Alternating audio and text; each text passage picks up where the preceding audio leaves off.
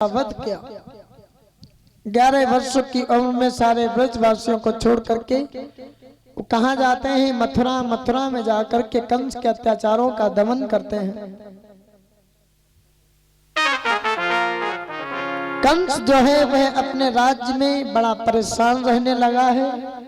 किस बात के लिए? क्योंकि वह जानता है मैंने कृष्ण को मारने के लिए एक उपाय नहीं बल्कि हजारों उपाय की। अफसोस उस नंद के छोरे का बाल बांका नहीं हुआ। जिस भी वीर योद्धा को मैं मारने के लिए भेजता हूं वो हमें ये नहीं बताता है कि कृष्ण कैसा है, काला है, गोरा है, छोटा है, बड़ा है। अफसोस उसके मरने की खबर आती है।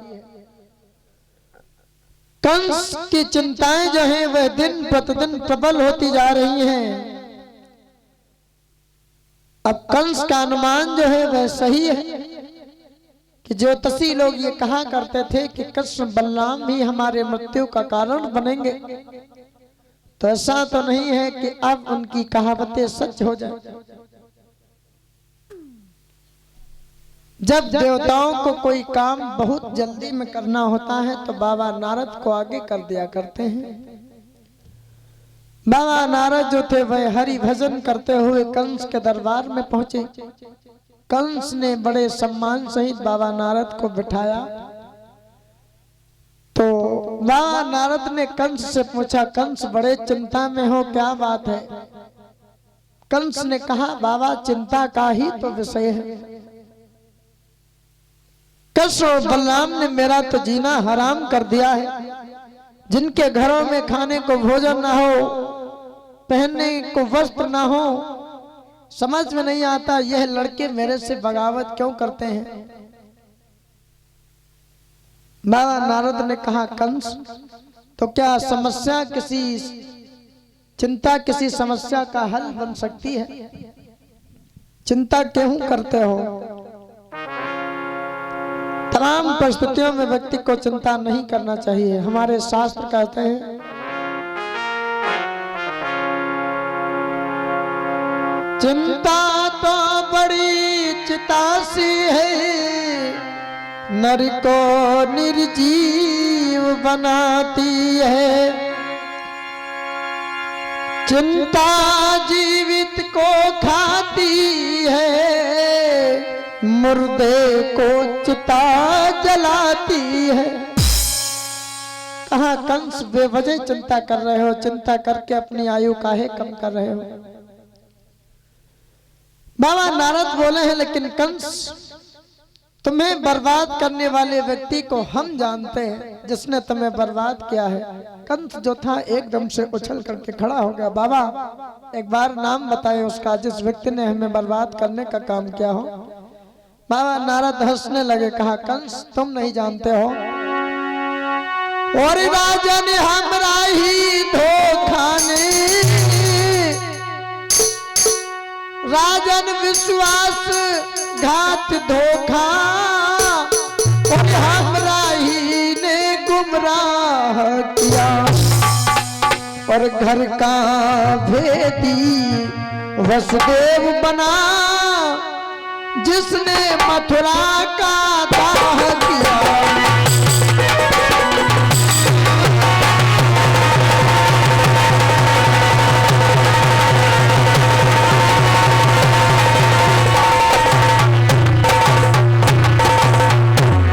राजन षड्यंत्र तुम्हारे सर, जो आज अभी ये बीता है, दरअसल आज बहनोई के कारण शत्रु ही जीता है।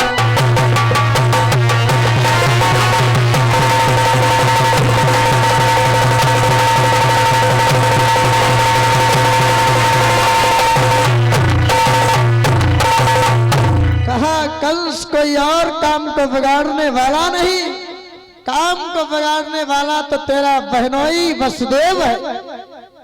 कंस के शरीर में आग लग गई। वसुदेव को बुलवाया, कहा वसुदेव मैंने तेरी जान को बख्श करके उस दिन बहुत बड़ी गलती कर दी। काश ये बुद्धिमानी मेरे को पहले आ जाती, मैं तेरे को पहले मौत के घाट उतार देता तो शायद मेरी चिंता का पहाड़ इतना प्रबल ना होता।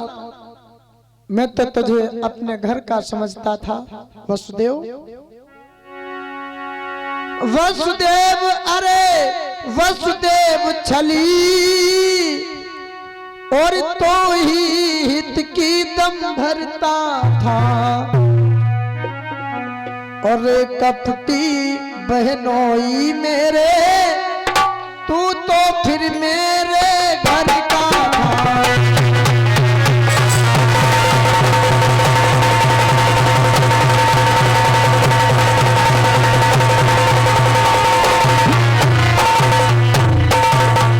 वसुदेव की ओर देखा, कहा वसुदेव तुमने तो हमारी जिंदगी पर तरस खा लिया होता, मैंने तुम्हारी जिंदगी पर तरस खाया।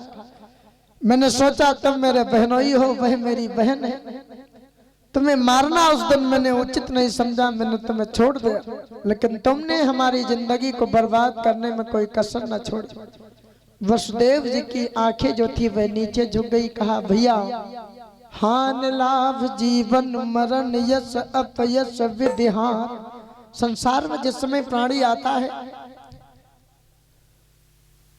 तो जन्म के समय भी मौत का भी जन्म होता है, मरना जीना तो साथ साथ का है। जो समय मौत का निश्चित है वह उसी समय पर आएगी, जिस समय मौत आ जाएगी वह घड़ी न टलने पाएगी। कंस ने कहा वसुदेव ये धार्मिक बातें बंद करो। सिपाहियों को आदेश दिया जितनी जल्दी हो सके इसे मेरे आंखों के सामने से लेकर के जाओ, आगे करना क्या है। कंस ने आगे बढ़कर के बाबा नारद के पैरों को पकड़ लिया। कहा बाबा अब आप ही कोई हमें उपाय बताएं, मेरी बुद्धि तो काम नहीं कर रही है। बाबा नारद कहने लगे कंस एक काम करो, तुम इसी समय बाबा नंद के लिए पत्र लिखो और पत्र में यह लिखो कि हमारे यहाँ धनुष के यज्ञ का कार्यक्रम है और उस कार्यक्रम में कस्य और बलराम को अपने मथुरा नगरी में बुलवाओ। कस्य बलराम अगर मथुरा नगरी आ जाए तो फिर कोई दिक्कत हो ही नहीं सकती मारने में। बैरी तुम्हारे चंगुल में आ जाए और चाहे जैसे उसकी हत्या कर दो, कोई दिक्कत नहीं होगी। साम दाम दंड भेद आदि नीतियों का प्रयोग करना पड़ता है, इतिहास गवाह है। अगर दुश्मन के साथ चालाकी नहीं करोगे तो दुश्मन तुम्हारे सर पर सवार हो जाएगा। इसलिए काम करो, कस्य बलराम को छल बल से किसी तरीके से मथुरा नगरी बुलवाओ और मथुरा नगरी में आ जाए, संहार करो, स्वयं युद्ध करो। अब हमारे विचार से ये योद्धा तुम्हारे द्वारा जो भेजे जाते हैं वह उतना छली है, कपटी है, सभी को मार देता है। उस कस्य और बलराम का संहार तुम अपने हाथों से करो। बाबा नारद के कहने के आधार पर कृष्ण को बुलाने के लिए कंस ने पत्र लिखे और कहा अब एक बात बताओ, ये पत्र लेकर के कौन जाएगा।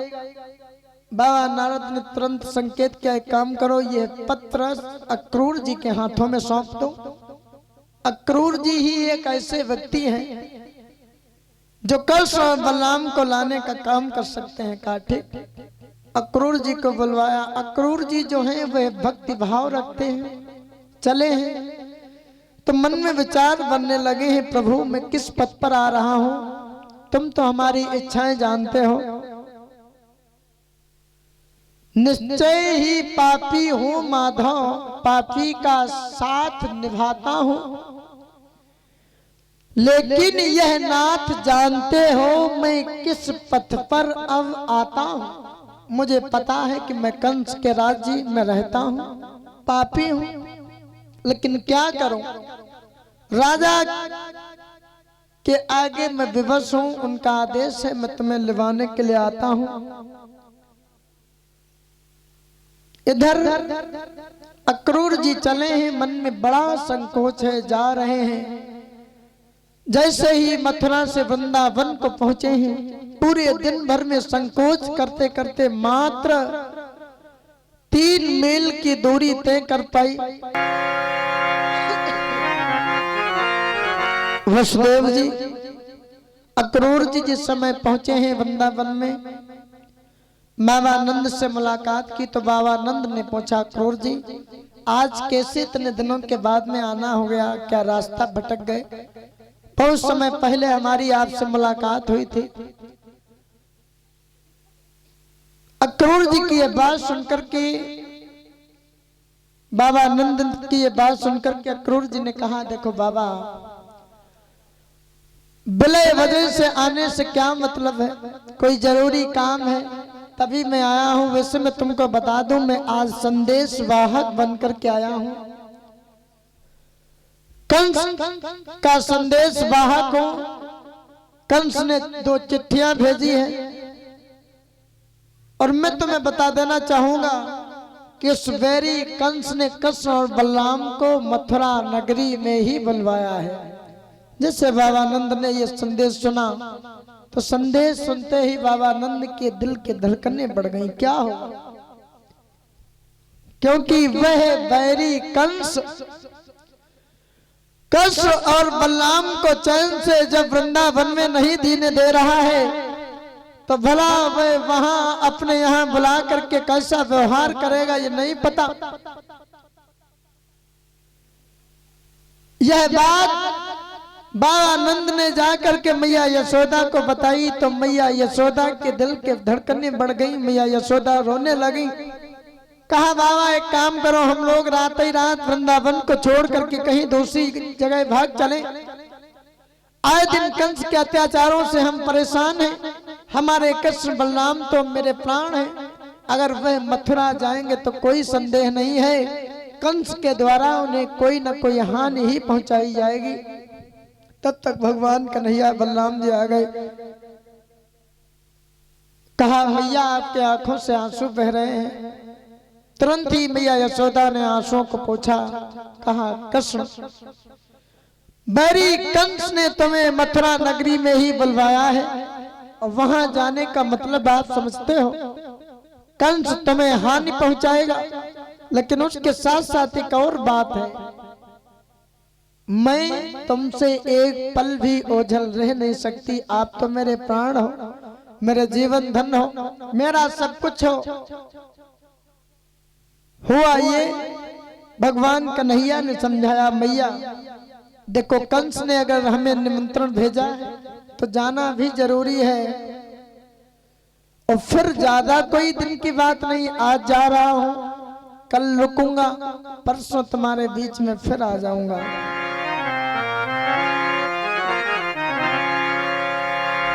मैया यशोदा के न चाहते हुए भी भगवान कन्हैया मथुरा के लिए चले हैं।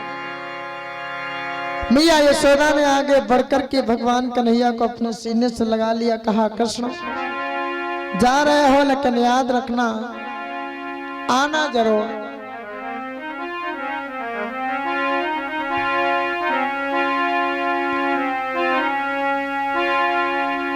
जितने दुख दाव सही तुम्हारी हित सही ना सके, कोई शीश पुरारी, सत जन्म धरो तब हो न मिले, हम सो लड़का तुम सी महतारी। भगवान कन्हैया जिस समय मैया यशोदा को छोड़ते हैं तो दिल दुखी हो गया। कहा, मैया ये बात सत्य है कि तुमने जितना उल्हने हमारे लिए सुने ना, उन उल्हनों को और उन कष्टों की बात शेषनाग जी अपने 1000 मुख से करें फिर वे कर नहीं सकते। लेकिन देखिए विषम परिस्थितियां हैं, कंस ने बुलाया है, जाना तो है ही है।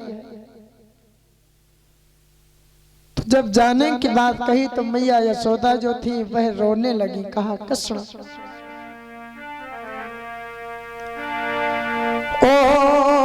वज्र हृदय टुकड़े हो जा, नैनो तो अभी फूट जाओ।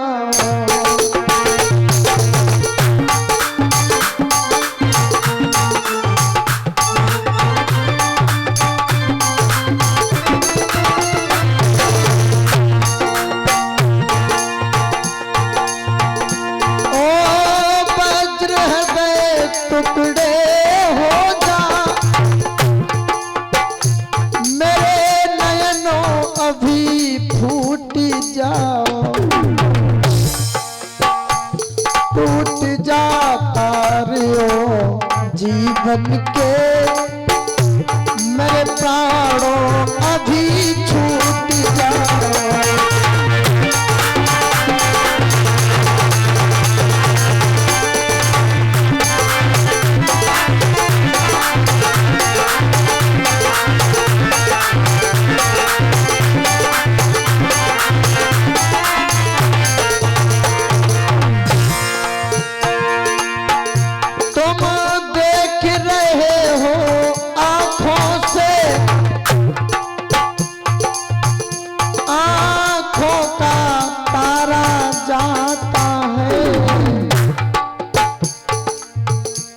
जीवन का सहारा जाता है वह प्राण हमारा जाता है।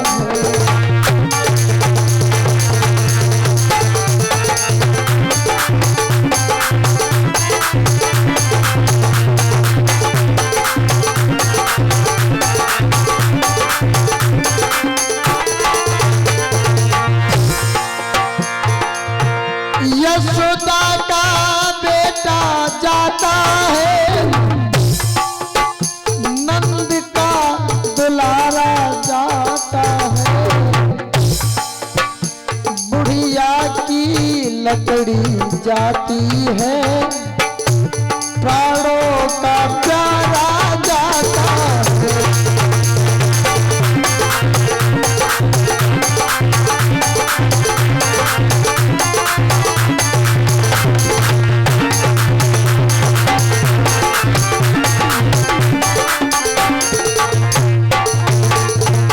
कन्हैया जा रहे हो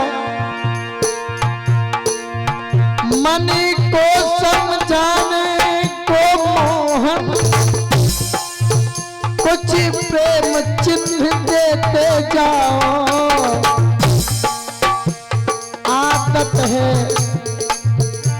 आदत है कलेबा खाने की माखन मिश्री लेते जाओ।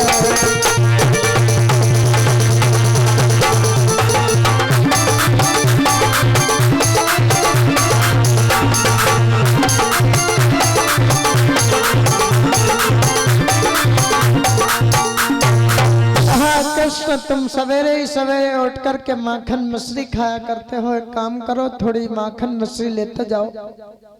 जब कृष्ण जाने लगे तो मैया यशोदा का दिल जो था वह दहलने लगा। कहा कृष्ण पता नहीं मेरा मन ये कह रहा है कि तुम जा रहे हो लेकिन आओगे नहीं।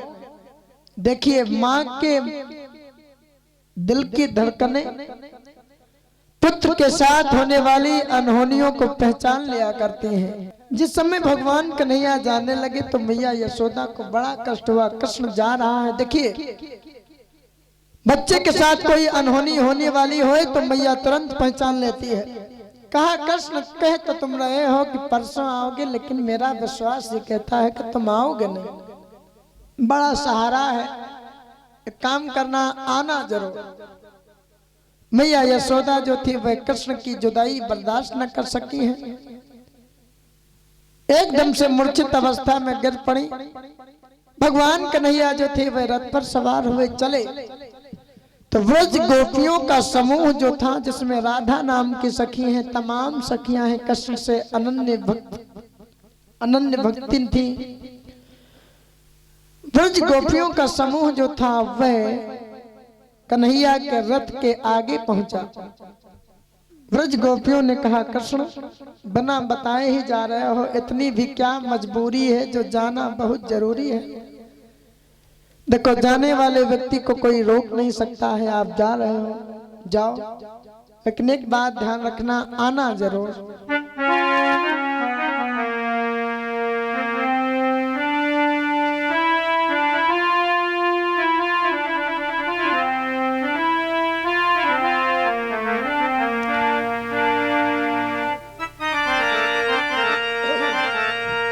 और डोली न भूमि और डोला न व्योम, बिन डोले ही मन डोल गया।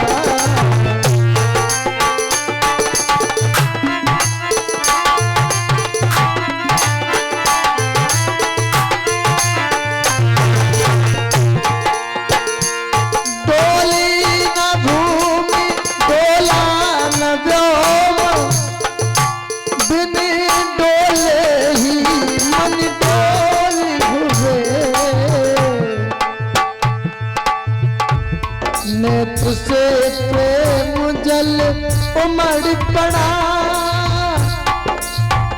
बस जल से कस कपोल हुए।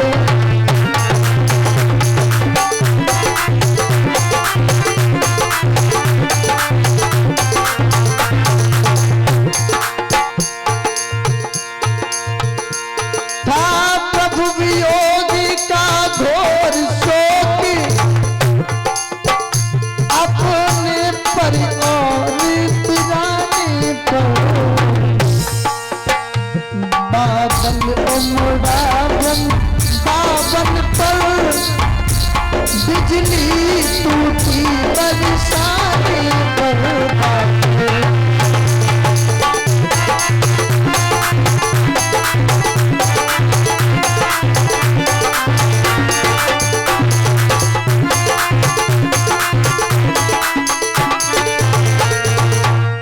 जाने लगे हैं तो ब्रज गोपियां पास में आई, कहने लगे कृष्ण जाओ